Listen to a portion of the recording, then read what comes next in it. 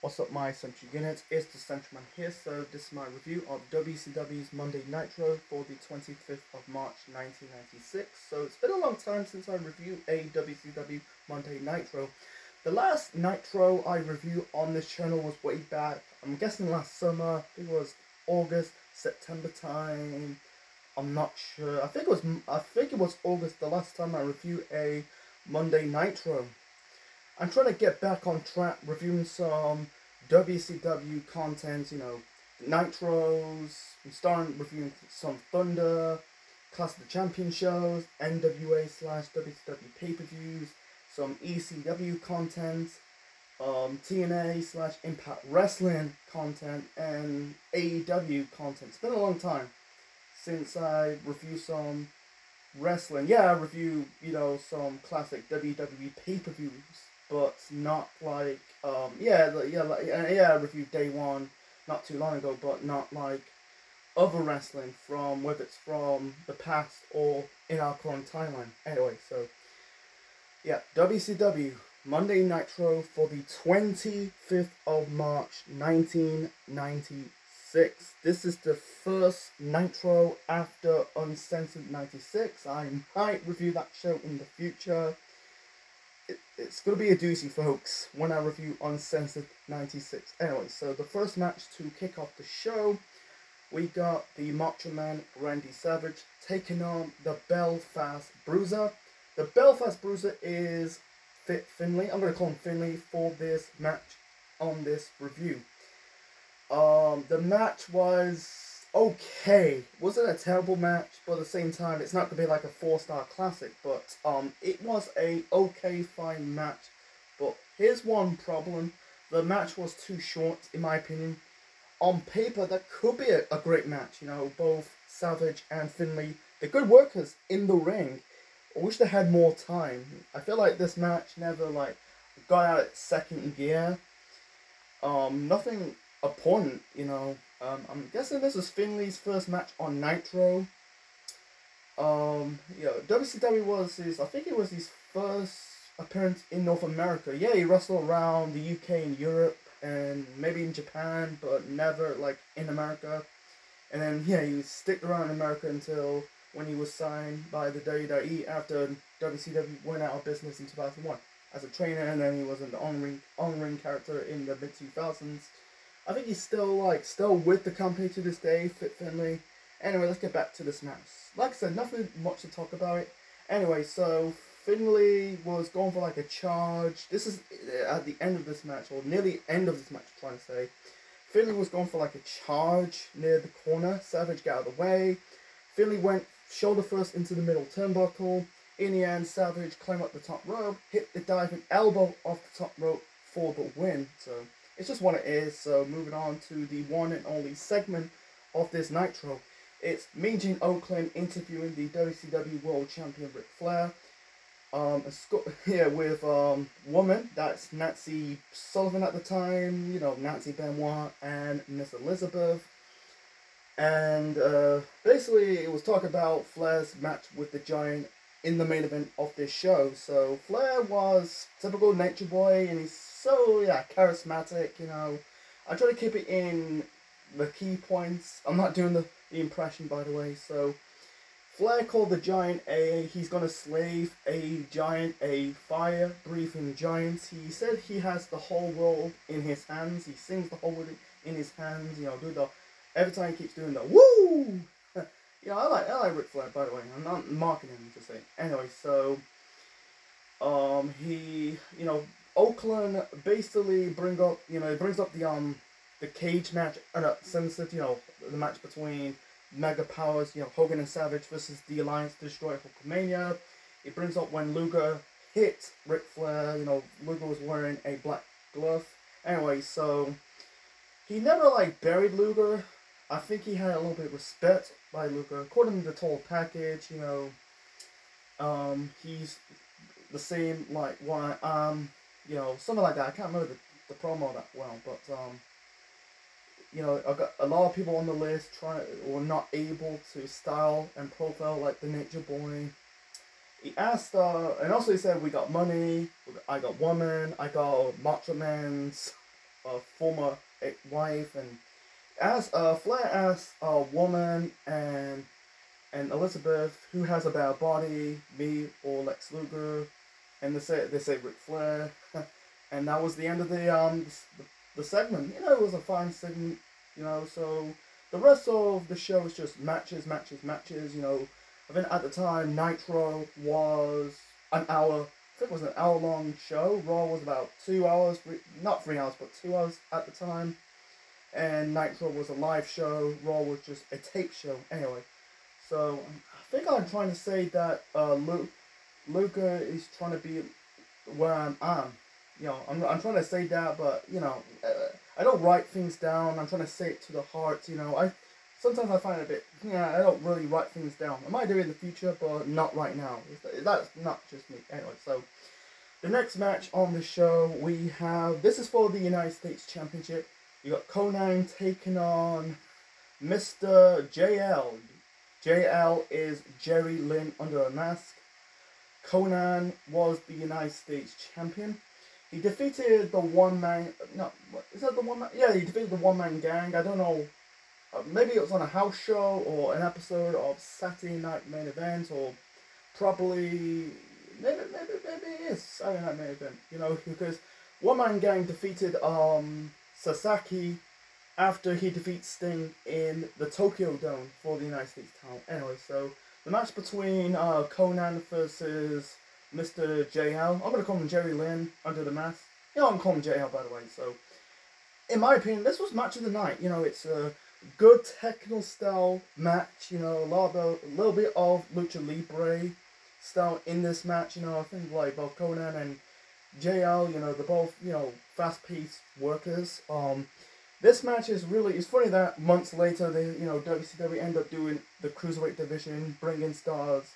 Yeah, they already brought like, you know, they brought Eddie Guerrero. They end up bringing stars like Rey Mysterio and Psychosis and Juventud Guerrera to form the Cruiserweight division. You know, that was one of the highest points of WCW's boom period at the time in those mid to late 90s. Anyway, so yeah, the match was really good. Yeah, the match was good. One more in the match, you had, I think it was JL hit Conan. He hit like a drop kick off the top rope I think it was on the back of the head of Conan, and Conan kind of like, not back of the head, but like in the head and neck area or back area, and Conan suddenly like holding his knee. I don't know. Maybe he hurt his knee in the process, but afterwards he's not really selling the knee. I think that was Conan holding the knee. It wasn't JL. And then minutes later, JL hits Conan. I think it was Conan. Yeah, with a DDT off the top rope. That was cool. The match was starting to be really good. In the end, Conan retained the United States title. Hit I think it was a bridge roll up for the win. You know, I think it was a Northern Light bridge pin. I think it was a Northern Light bridge pin, or I'll call it a bridge pin bridge roll up. You know, you're just hitting like a suplex bridge. I think it was a suplex bridge roll up for the win. I don't know. Anyway, so yeah, Conan retains the United States title.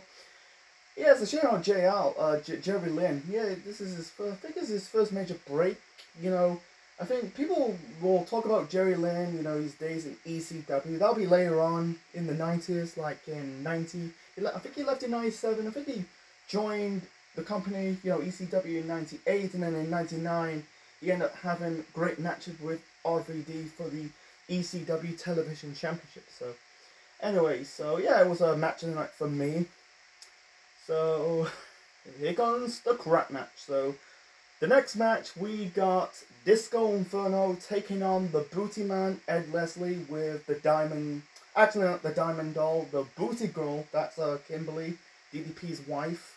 I called her the Bad Girl because, you know, she was managing Johnny B. Bad.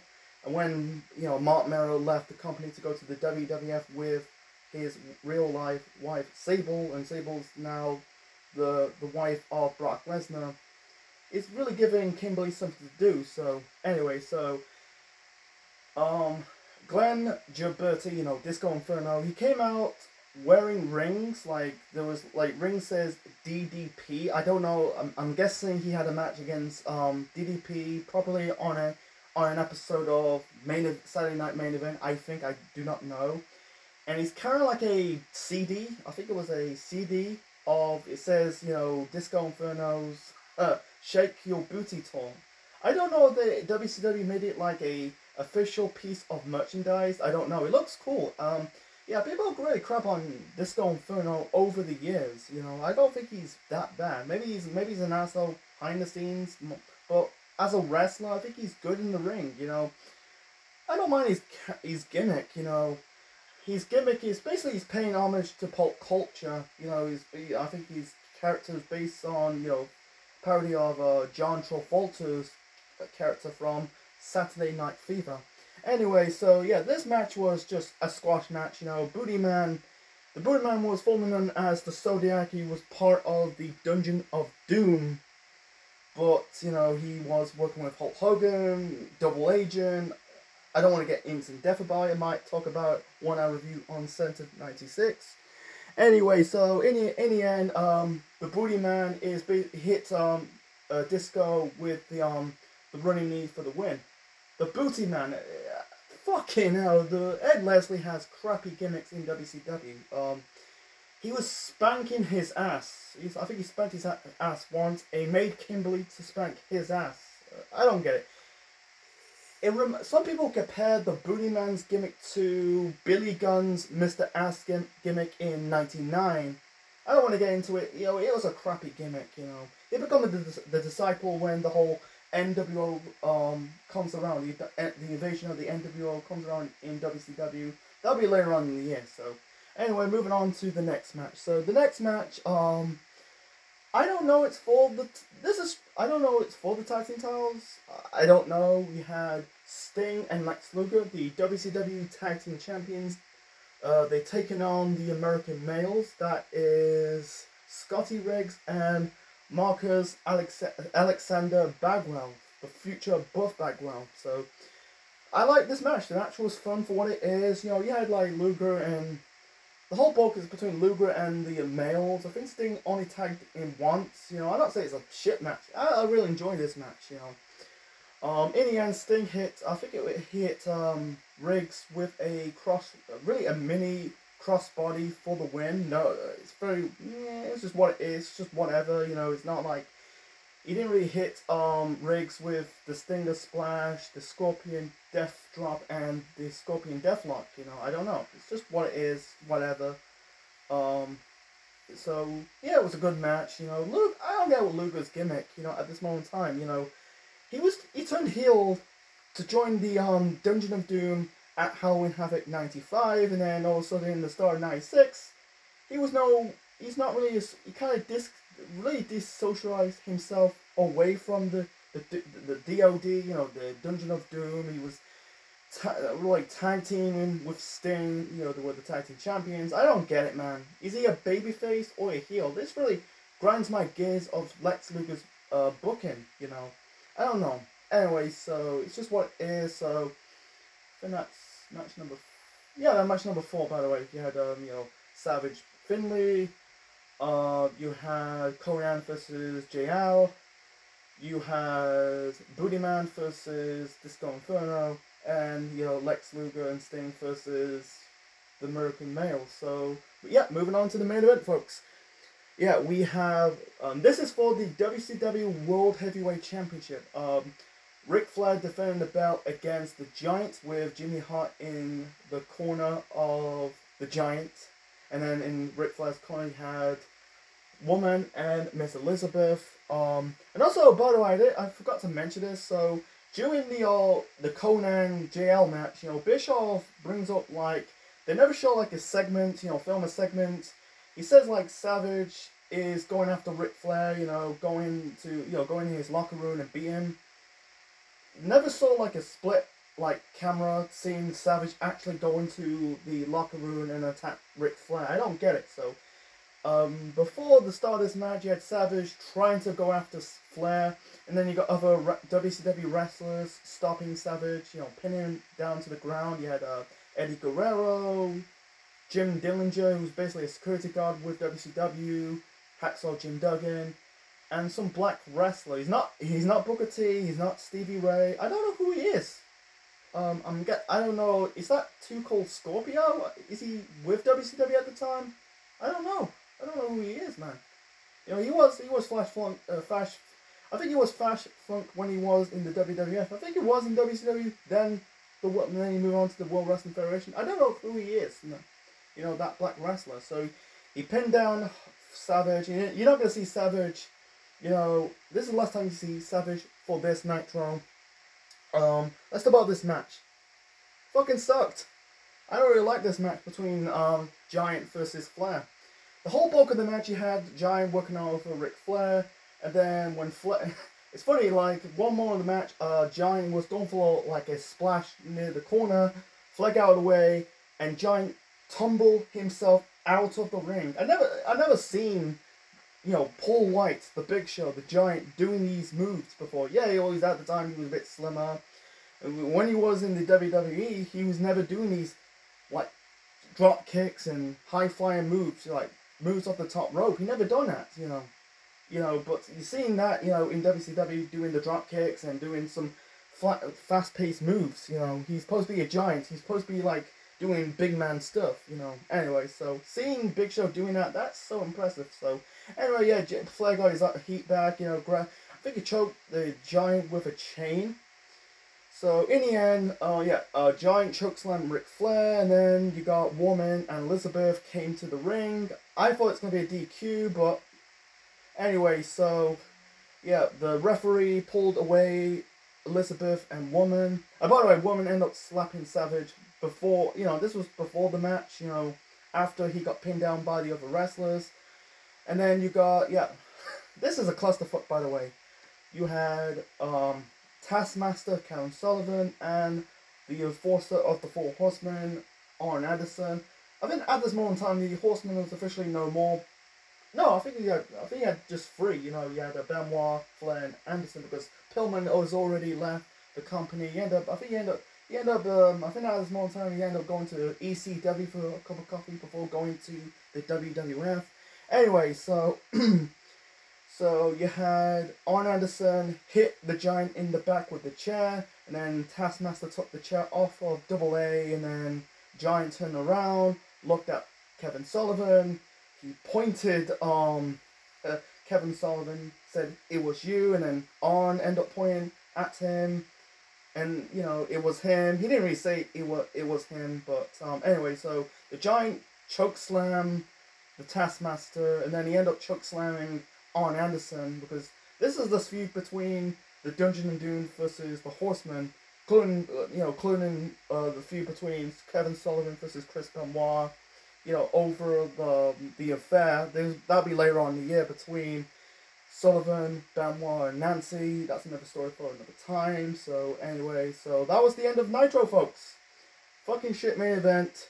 I think it was a DQ or a count out. I don't really know. Don't really care. I think Giant went on to beat Flair for the world title at, I think it was at Spring Stampede 96. We'll get to that show in the future. So anyway, so my final rating for WCW Monday Nitro for the 25th of March 1996. I'll give it a 5 out of 10. Okay show. Wasn't terrible. The only thing in the bad has to be, you know, the main event, you know, Flair versus Giant for the WCW World Title, clusterfuck, it was shit. And Booty Man versus Disco Inferno, a squash match. Savage versus Finlay in the opener was an okay match. I wish they had time. The two matches in the good were, you know, Conan versus JL for the United States Championship, and Sting and Luger versus the American Males. That was good. I don't know if that was for the WCW Tag Team Championships. I simply do not know. I don't know, man. So yeah, this Nitro wasn't bad, wasn't great. It was right down the middle of quality. So anyway, so hope you enjoyed my review of WCW's Monday Nitro for the 25th of March 1996. Leave your thoughts in the comment section below. Smash the like button, click the bell, click the like, subscribe to the Central Man Network on YouTube for more wrestling videos and more. And we'll see you next time for another episode review of WCW Monday Nitro, when the big boys plays.